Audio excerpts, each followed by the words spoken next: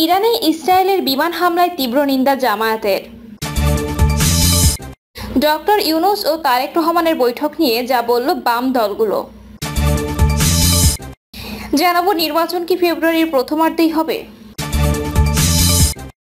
Doctor ইউনূসের সঙ্গে বৈঠক শেষে হাসি মুখে বের হন তারেক রহমান। এবং সর্বশেষ জানাবো ঈদের পর নিত্যপণ্য বাজার প্রায় ক্রেতা শূন্য, দামে কিছুটা স্বস্তি। শুনছিলেন সংবাদ শিরোনাম, এবারে বিস্তারিত। ইরানে ইসরায়েলের বিমান হামলায় তীব্র নিন্দা জামায়াতের। যুদ্ধবাজ ইসরায়েলের হামলায় ইরানের আইজিএস প্রধান, সেনাবাহিনীর প্রধান এবং কয়েকজন পরমাণু বিজ্ঞানী নিহত হওয়ার ঘটনায় তীব্র নিন্দা জানিয়ে এবং নিহতদের প্রতি গভীর শোক প্রকাশ করে বিবৃতি দিয়েছে বাংলাদেশ জামায়াত ইসলামী সেক্রেটারি জেনারেল সাবেক এমপি অধ্যাপক মিয়া গোলাম পরোয়ার। বিকেলে সংবাদ মাধ্যমে পাঠানো এক বিবৃতিতে জামায়াতের সেক্রেটারি জেনারেল বলেন, 13 জুন ইরানের স্থানীয় সময় ভোর 4টার দিকে দেশটির রাজধানী তেহরানের পারমাণবিক ও সামরিক স্থাপনা এবং ব্যালিস্টিক ক্ষেপণাস্ত্রের ফ্যাক্টরি সহ বেশ কিছু গুরুত্বপূর্ণ স্থানে ভয়াবহ বিমান হামলা চালিয়েছে ইসরায়েলি বাহিনী। যুদ্ধবাজ ইসরায়েলি বিমান বাহিনীর মুহুর্মুহু হামলায় দেশটির রেভলিউশনারি গার্ডের প্রধান হোসেন সালামি নিহত হয়েছেন। আমি যুদ্ধবাজ ইসরায়েলের এই বর্বর হামলার তীব্র নিন্দা জানাচ্ছি এবং তাদের হামলায় নিহতদের প্রতি গভীর শোক প্রকাশ করছি। বিবৃতিতে তিনি আরো বলেন, আমি নিহতদের আত্মার মাগফিরাত কামনা করছি এবং তাদেরকে শহীদ হিসেবে কবুল করার জন্য মহান রাব্বুল আলামিনের নিকট দোয়া করছি। আল্লাহ তাআলা তাদের জীবনের সকল নেক আমল কবুল করে তাদেরকে জান্নাতে উচ্চ মাকাম দান করুন এবং তাদের শোকাহত পরিবার পরিজন ও সহযোদ্ধাদের এই শোক সহ্য করার তৌফিক দান করুন, আমিন। আমরা আশা প্রকাশ করছি ইরানের সরকার ও জনগণ শীঘ্রই তাদের এই বিরাট ক্ষয়ক্ষতি ও শোক কাটিয়ে উঠতে সক্ষম হবে। ডক্টর ইউনূস ও তারেক রহমানের বৈঠক নিয়ে যা বলল বাম দলগুলো। সংসদ নির্বাচন নিয়ে অন্তর্বর্তী সরকার ও রাজনৈতিক দলগুলোর মধ্যে মনস্তাত্ত্বিক দূরত্ব কমে আস্থা তৈরি করেছে বলে মন্তব্য করেছেন একাধিক বাম দলের নেতারা। লন্ডনের প্রধান উপদেষ্টা ও তাদের রহমানের মধ্যে বৈঠকের প্রতিক্রিয়ায় এসব মন্তব্য করেন তারা।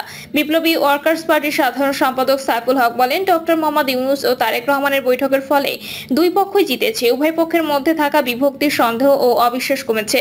নাটকীয় কিছু না ঘটলে এই ঐক্যমত্য দেশের জন্য কল্যাণ বয়ে আনবে বলে মন্তব্য করেন তিনি।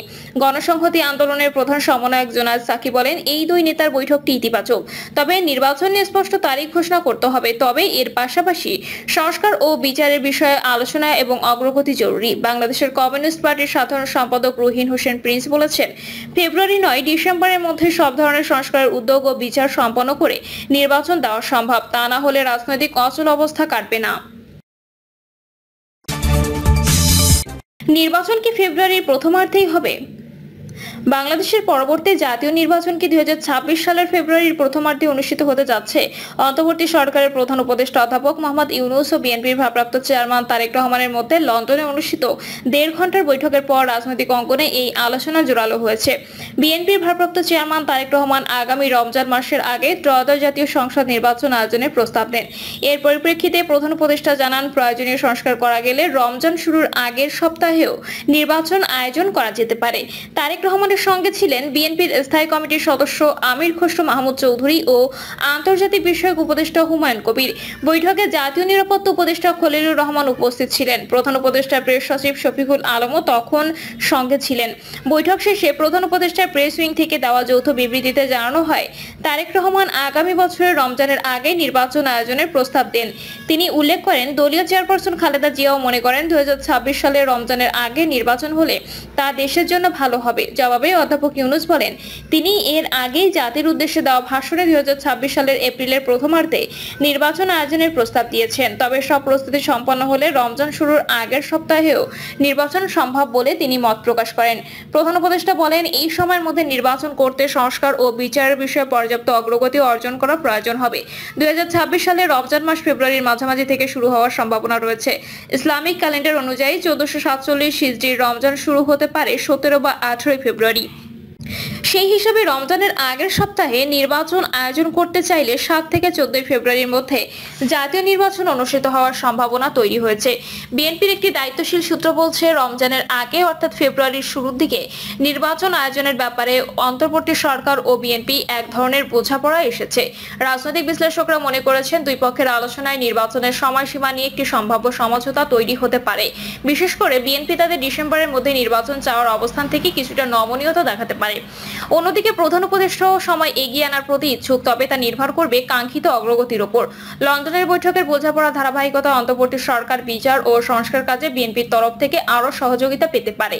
এই বোঝাপড়ার দিকে ইঙ্গিত করে লেখক ও রাজনীতি বিশ্লেষক মারুফ কামাল খান সোহেল তার ফেসবুকে লিখেছেন, সমঝোতা হয়ে গেছে লন্ডন বৈঠকে। এ বিষয়ে রাজনীতি বিশ্লেষক ডক্টর মারুফ মল্লিক তার ফেসবুক অ্যাকাউন্টে এক বার্তায় বলেন, কোনো পক্ষই তারিখ না বললেও নির্বাচন জানুয়ারির শেষ বা ফেব্রুয়ারির প্রথমার্ধে হবে বলে বোঝা গেল। যদিও এখনো কোনো আনুষ্ঠানিক ঘোষণা আসেনি, তবেও এই বৈঠক ও আলোচনার প্রেক্ষিতে বাংলাদেশের রাজনীতিতে একটি নতুন সম্ভাবনা দরজা খুলেছে। নির্বাচন ফেব্রুয়ারিতেই হলে তা হতে পারে দেশের নতুন রাজনৈতিক যাত্রার সূচনা। ডক্টর ইউনূসের সঙ্গে বৈঠক শেষে হাসি মুখে বের হন তারেক রহমান। অন্তর্বর্তী সরকারের প্রধান উপদেষ্টা ডক্টর মোহাম্মদ ইউনূস ও বিএনপির ভারপ্রাপ্ত চেয়ারম্যান তারেক রহমানের মধ্যে বৈঠক শেষ হয়েছে। বৈঠক শেষে তারেক রহমানকে হাসি মুখে বের হতে দেখা গেছে। যুক্তরাজ্যের লন্ডনের ডরচেস্টার হোটেলে শুক্রবার স্থানীয় সময় সকাল 9টায় বৈঠকটি শুরু হয়। সকাল 10:30টায় বৈঠক শেষ হয়। বৈঠক শেষে তারেক রহমান ডরচেস্টার হোটেল ত্যাগ করেন। প্রধান উপদেষ্টার প্রেস সচিব শফিকুল আলম জানান, তাদের মধ্যে একান্তেই বৈঠক হয়। একদিকে নির্বাচন কমিশন শিগগিরই নির্বাচনের তারিখ ঘোষণা করবে বলে জানিয়েছেন জাতীয় নিরাপত্তা উপদেষ্টা প্রধান উপদেষ্টা হাই রিপ্রেজেন্টেটিভ খলিলুর রহমান। অন্তর্বর্তী সরকারের প্রধান উপদেষ্টা ডক্টর মোহাম্মদ ইউনূসের সঙ্গে বিএনপির ভারপ্রাপ্ত চেয়ারম্যান তারেক রহমানের বহুল আলোচিত বৈঠকটি শেষে সাংবাদিকদের এক প্রশ্নের জবাবে তিনি একথা বলেন। খলিলুর রহমান বলেন, নির্বাচনের তারিখ নিয়ে আমরা কোনো সমস্যা দেখি না। নির্বাচন নিয়ে আমরা দুপক্ষে যৌথ বিবৃতি বলে দিয়েছি। আমরা আশা করব নির্বাচন কমিশন শিগগিরই তারিখ ঘোষণা করবে। শেখ হাসিনার হত্যাযজ্ঞ ও তাকে ফিরিয়ে আনার বিষয়টি নির্বাচনী রূপরেখার সঙ্গে এটা প্রভাব ফেলবে কিনা এমন প্রশ্নে খলিলুর রহমান বলেন, সংস্কার ও বিচার নিয়ে যৌথ বিবৃতিতে বলা আছে, আমরা মোটামুটি কনফিডেন্ট নির্বাচনের আগেই আমরা এর অগ্রগতি দেখতে পাবো। ঈদের পর নিত্যপণ্য বাজার প্রায় ক্রেতা শূন্য, দামে কিছুটা স্বস্তি। কোরবানি ঈদের পরে নিত্যপণ্যের বাজার স্বাভাবিক। বাজারে ক্রেতার উপস্থিতি যেমন কম, অন্যদিকে অনেক দোকানপাট বন্ধ রয়েছে। এছাড়া ঈদের আগ মুহূর্তে মুরগি, শসা সহ কিছু পণ্যের যে দাম বেড়েছিল সেটিও কমেছে। রাজধানীর কারওয়ান বাজার, কাপ্তাই বাজার, শেওড়াপাড়া বাজার সহ বেশ কয়েকটি বাজার ঘুরে দেখা যায় কিছু বিক্রেতা পণ্য সাজিয়ে বসে আছেন, তবে ক্রেতা কম। এতে অনেকটাই কম দামে বিক্রি হচ্ছে বেশিরভাগ নিত্যপণ্য। বিক্রেতারা বলছেন, বাজারে পণ্য আসছে, ক্রেতা কম আছে। 2-1 দিনের মধ্যে আবার বাজার জমে উঠবে। খুচরা বাজার ঘুরে দেখা যায় বাজারে প্রতি কেজি করলা 40 টাকা, বরবটি 30 থেকে 40 টাকা, বেগুন 40 টাকা, ঢেঁড়স 30 টাকা, আলু 20 থেকে 25 টাকা, পেঁপে 50 টাকা, লতি 40 ও পটল 30 টাকায় বিক্রি হচ্ছে। তবে কেজি প্রতি 100 টাকায় বিক্রি হচ্ছে টমেটো, আর প্রতি কেজি কাঁচা মরিচ বিক্রি হচ্ছে 50 থেকে 60 টাকায়। প্রিয় দর্শক, এই ছিল এখনকার সর্বশেষ সংবাদ। আপডেট সব সংবাদ পেতে চ্যানেলটি সাবস্ক্রাইব করে বেল আইকনটি ক্লিক করে রাখুন।